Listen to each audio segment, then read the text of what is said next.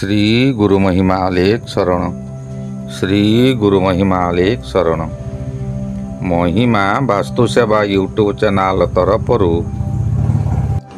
आपण मानकु स्वागत जणाई आज एक निछक सत्य घटना उपरे आलोचना करिबा, जहाँकि आमर मृत्युर कारण।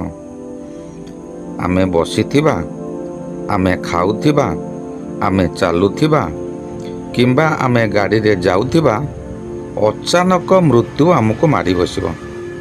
एथि सकाशे दायी किए? यही विषय आलोचना करिबा।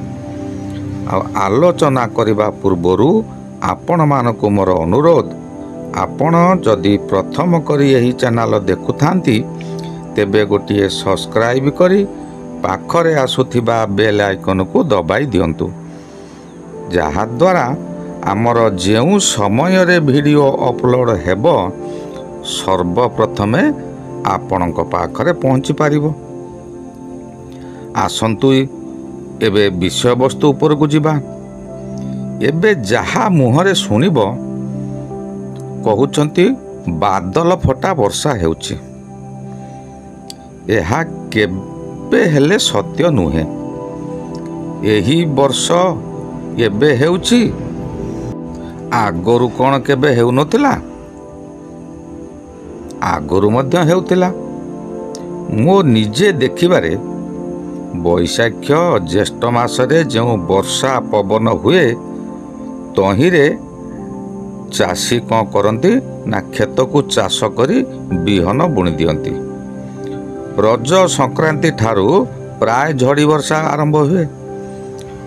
भूमि को माता बोली, धरणी माता बोली कहती। आउ सेही रज दिन ठारू भूमि रजवती हैला बोली समस्ते कहती। तेणु से रजवती से दिन हेबारू तार नाम रज संक्रांति बोली नामित होई थाई पारे। प्रत्येक जीवजंतु माने मैथुन क्रिया करी वंशवृद्धि करती। रजवती हला परे गर्भधारण शक्ति आसे। एणु आषाढ़ मास आमर बैशाख ज्येष्ठ तापरे आषाढ़ मास आसे। आषाढ़ मास को मिथुन मास नाम रे नामित करा जायछि। ओ दुई गोटी जुगल मूर्तिर संकेत अछि। आषाढ़ मासरू सिंह संक्रांति पर्यंत 2 मास प्रबल वर्षा हुए। जने लोक बाहर को बाहरिबा भारी कष्टकर हुए।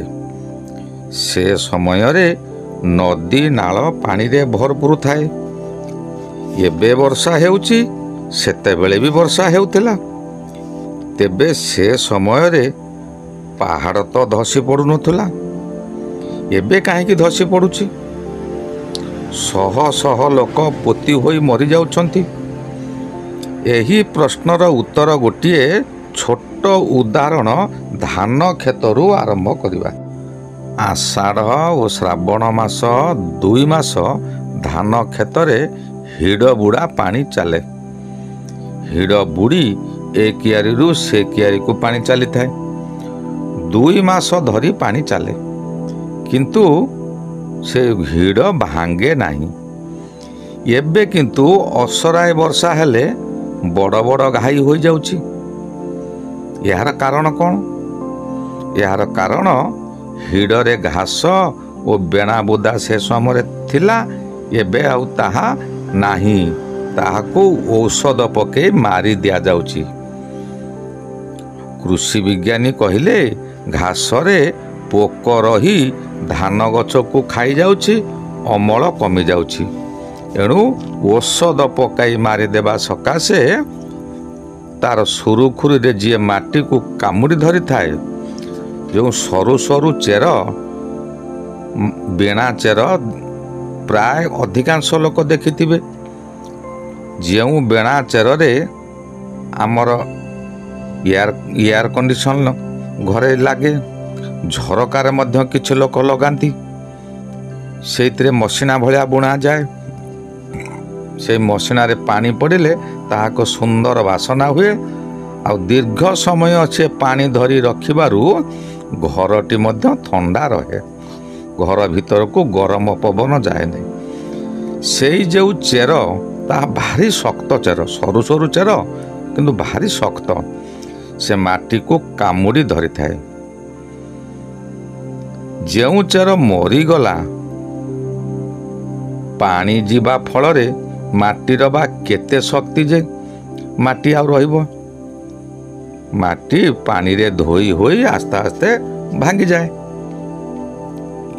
ସେହିପରି ବଣ, ପାହାଡ଼, ପର୍ବତ ଉପରେ ଝରଣା ବର୍ଷ ସାରା ପାହାଡ଼ ଉପରୁ ତଳକୁ ପ୍ରଖର ସ୍ରୋତରେ ଗଡ଼ି ଆସୁଥିଲା। କାହିଁ ପାହାଡ଼ ତ କେବେ ଧସି ପଡ଼ୁନଥିଲା। ଏବେ ଅସରାଏ ବର୍ଷା ହେଲେ ପାହାଡ଼ ଧସି ଯାଉଛି। ସେ ସମୟରେ ବର୍ଷା ହେଉଥିଲା। ବଡ଼ ବଡ଼ ଗଛରେ ମାଡ଼ ହୋଇ ଅଧିକ ବର୍ଷା ପାହାଡ଼ ପର୍ବତରେ ହେଉଥିଲା। କିନ୍ତୁ ସେହି ଗଛର ଏପରି ଚେର ଛନ୍ଦାଛନ୍ଦି ହୋଇଥିଲେ ଯେ ଟିକିଏ ମାଟି ମଧ୍ୟ ଆସିବା କଷ୍ଟକର ହୁଏ। ପାହାଡ଼ର ପାଦଦେଶରେ ହଜାର ହଜାର ବସ୍ତି ଥିଲା। କାହିଁ ତାଙ୍କ ଉପରେ ତ ପାହାଡ଼ କେବେ ଧସି ଯାଉନଥିଲା।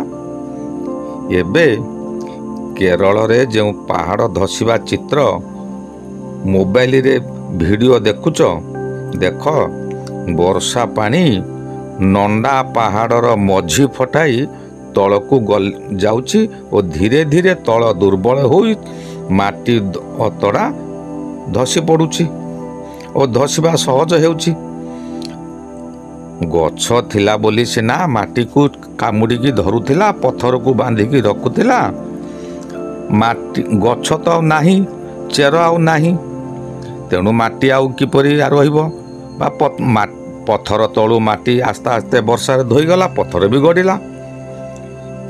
ଆହୁରି ପୁଣି ଡିନାମାଇଟ ଲଗାଇ ପାହାଡ଼ ଫଟା ଯାଉଛି।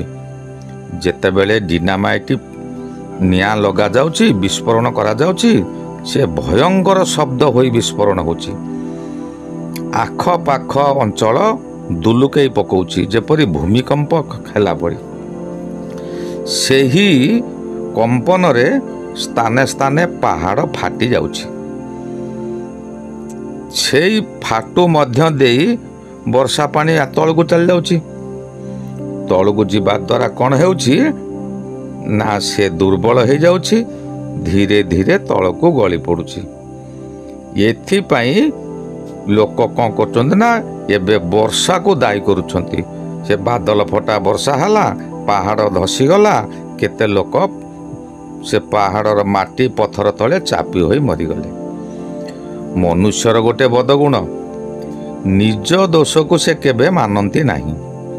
ସବୁବେଳେ ଅନ୍ୟ ଉପରେ ଦୋଷ ଦେଇ ଦେଇ ଏବେ ଶେଷ ସମୟରେ ପହଞ୍ଚିଗଲାଣି, କିନ୍ତୁ ନିଜର ଫୁଟାଣି ଛାଡ଼ିନି। ଅନ୍ୟର ଗୋଡ଼ ଟାଣିବା ସେ ବନ୍ଦ କରି ନାହିଁ।